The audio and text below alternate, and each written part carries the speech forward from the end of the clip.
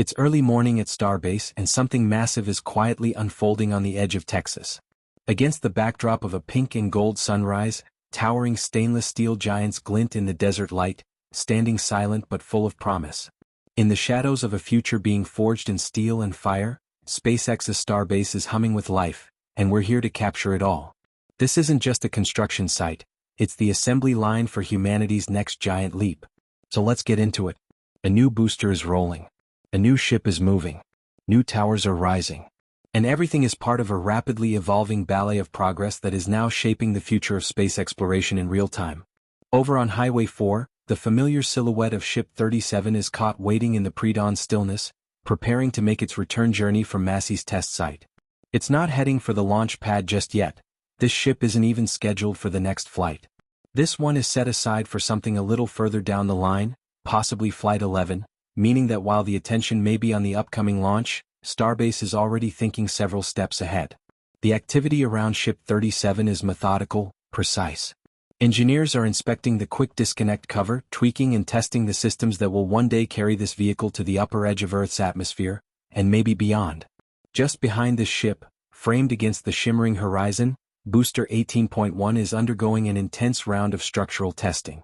You can almost feel the tension in the air as supercooled propellant vapors hiss and swirl around the massive tank, billowing into the hot Texas sun like dragon's breath. These aren't just tests. These are stress trials, endurance drills, rehearsals for the kind of punishment the vehicle will endure during launch and re-entry. This booster is being squeezed, flexed, and forced to reveal its breaking points, all to ensure that when the time comes it won't fail. And then, quietly but unmistakably, something big moves. Booster 16 emerges from the mouth of Mega Bay 1. Or should we say Mega Bay A? As naming conventions evolve almost as fast as the rockets themselves, it's becoming increasingly clear that this isn't your average factory.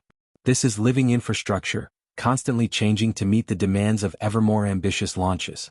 Booster 16's movement isn't just a logistical operation, it's a moment. You watch the massive grid fins rotate gently as if flexing their muscles, hinting at the aerodynamic acrobatics they'll perform during descent. Each twist of the fin isn't just for show, it's visibility, it's clearance, it's choreography. While Booster 16 continues its exit, Ship 37 sneaks back into Mega Bay 2, slipping behind the departing booster like ships passing in the night. The doors slide open, shadows stretch across the floor, and the ship rolls in, positioning itself for whatever comes next. As we pan across the activity, our view lands on two partially tiled nose cones in the factory. Their smooth ceramic tiles shimmer under the work lights, and there's a quiet beauty to them, raw potential waiting to be realized. If you look closely, you'll notice flapping underlayment materials inside. These aren't fully sealed units yet. Ventilation is still in progress. The flaps move with the breeze, almost as if the ship is taking slow, shallow breaths.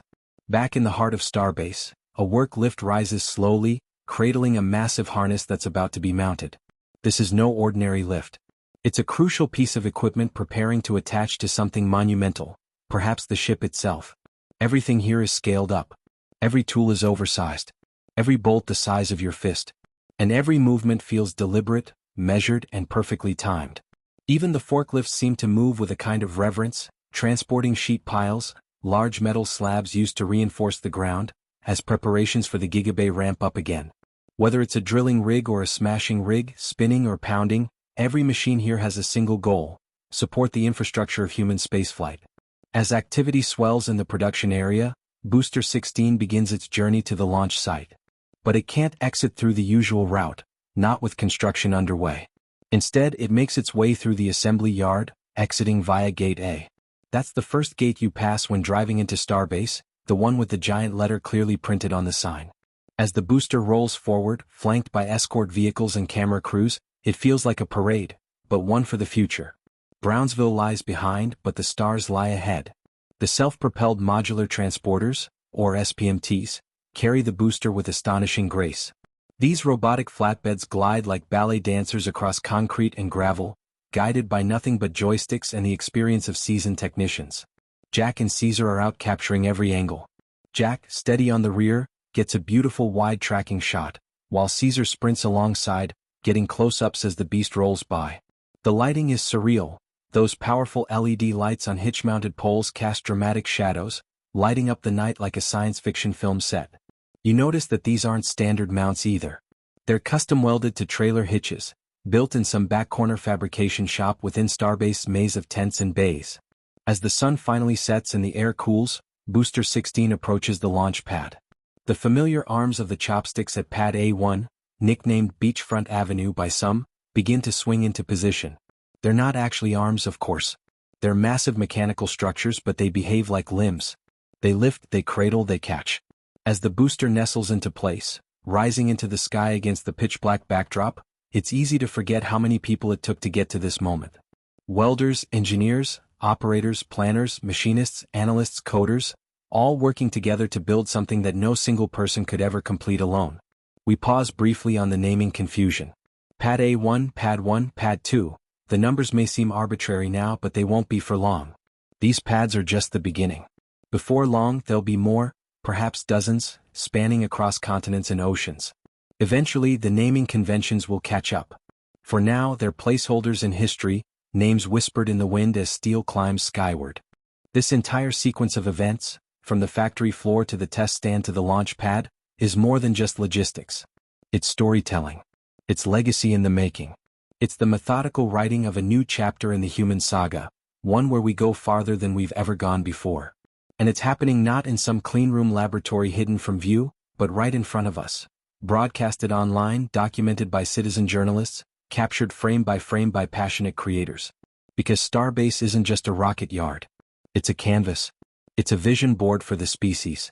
A place where towering dreams are made real with steel and sweat. And if you listen closely through the rustle of wind and whir of cranes, you can almost hear the echoes of the future. At Starbase, the activity never truly stops, only shifts focus. Day or night, something is rolling, firing, stacking, or being taken apart just to be rebuilt stronger.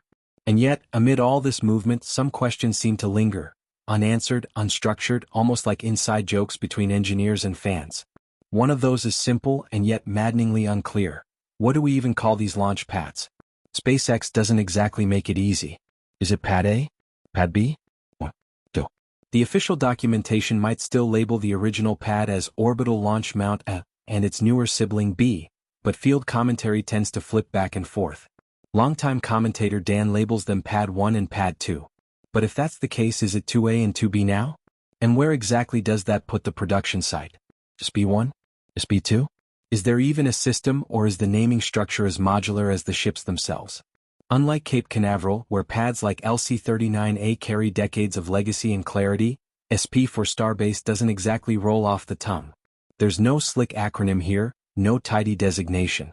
Just shifting ground, shifting labels, and rockets that don't seem to care what we call the concrete beneath them. But look over at the rocket garden for a moment and you'll spot a few relics of clarity, if only symbolic.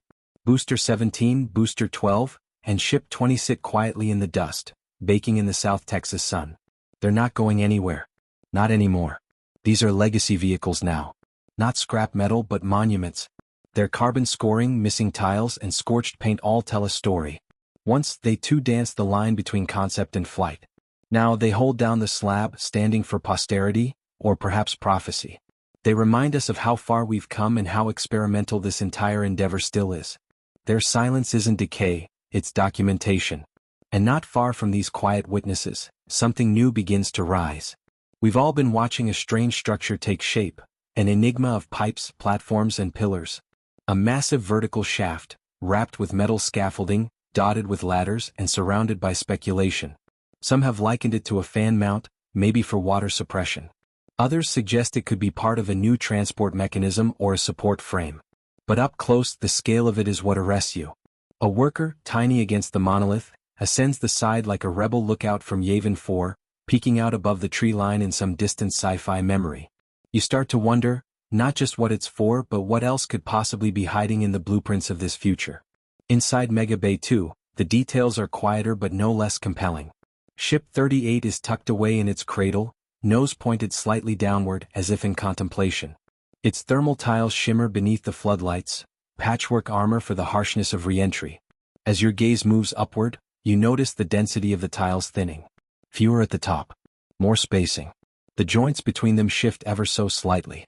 It's not random. This is load management, thermal expansion planning, and material flex all choreographed into an exterior that has to survive the unimaginable. These aren't just aesthetic decisions. Every black square is part of a larger dance between physics, heat, and survival. Nearby, a barrel section makes its way across the pavement, like a rolling drum of potential. We don't see many of these anymore. With the mega bays now tall enough to handle full vehicle stacking, the sight of single rings trundling around outside has become increasingly rare. Yet here it is, a throwback to earlier starbase operations when every ring was built under open skies, often surrounded by wind and welders in the mud. This section is bound for Mega Bay 1, where it will likely become part of a new generation booster. It's a subtle reminder that while the pace has accelerated, some elements of rocket building remain as physical and manual as ever. And then there's Booster 16. Oh, Booster 16. After all the motion and preparation, the move, the attachment, the anticipation, its first static fire attempt is scrubbed. No ignition. Just frost and fog. But SpaceX doesn't flinch. The next day the team returns. The booster is chilled again, fueled again. This time, ignition. What follows is one of the cleanest static fire sequences in recent memory. The flames erupt downward with raw violence, but the camera shot remains clear. No wind pushing the exhaust into view, no heavy fog obstructing the frame. Just pure footage, clean, cinematic, real. And then it happens. The shockwave. You can see it rolling through the air like a ripple across glass, distorting everything behind it. As it collides with the clouds of cryogenic vapor, the plume flexes and folds like living fabric. The camera picks up the interaction in crisp slow motion, and for a moment you're watching physics like it's performance art. Zoom in and you can catch a flash of blue, mock diamonds in the engine plume, evidence of efficient combustion and raw power. As the engines spool down, a final flare lights up the screen before fading to white. It's beautiful, violent, and gone in seconds. But cameras caught everything. Some were high-end Z-cams with full-frame lenses. Others were simpler, budget-tier cameras mounted permanently to withstand the salt spray and punishing sun. They don't care about resolution or color balance. They're the silent soldiers of documentation, capturing history with no ego. A few of these cameras took a beating that day. The deluge from the static fire splashed high enough to coat protective housings with mist and grit. The wind shifted. One lens, positioned near the turning circle, got hit directly. Water stains on the feed. A blurry image for a few seconds. But that's how it works here. If you're close enough to see it well, you're close enough to feel the cost of witnessing it. After the static fire, Booster 16 is destacked. Or demount. Or, is it still a stack if there's no ship on top? These are the kinds of debates that spring up around Starbase. Language hasn't quite caught up to what we're seeing. But one thing is clear. B-16 is lifted cleanly from the launch mount and placed back on the transporter stand. Only, something doesn't look quite right.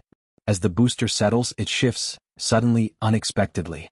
Cameras catch the moment when a stabilizing pin appears to slide loose, allowing the booster to swing slightly and strike part of the transport stand.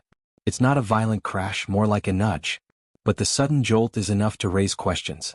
Did it make contact? Did anything get damaged? Was it a soft bump or a hard strike? The movement is subtle, but when you're dealing with billion-dollar hardware, subtle can be everything. There's no immediate word from SpaceX, but that's not unusual. They tend to share when it matters, not when it's guessed. Still, the timelines for Flight 10 suddenly feel a bit more fluid. Was B-16 the chosen booster for the next launch?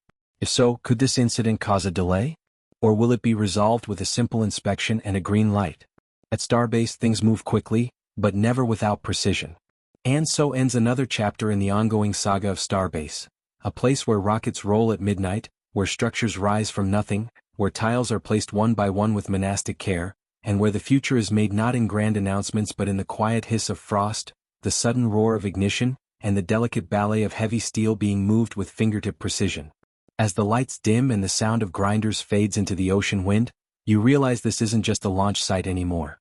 It's a stage. It's a proving ground.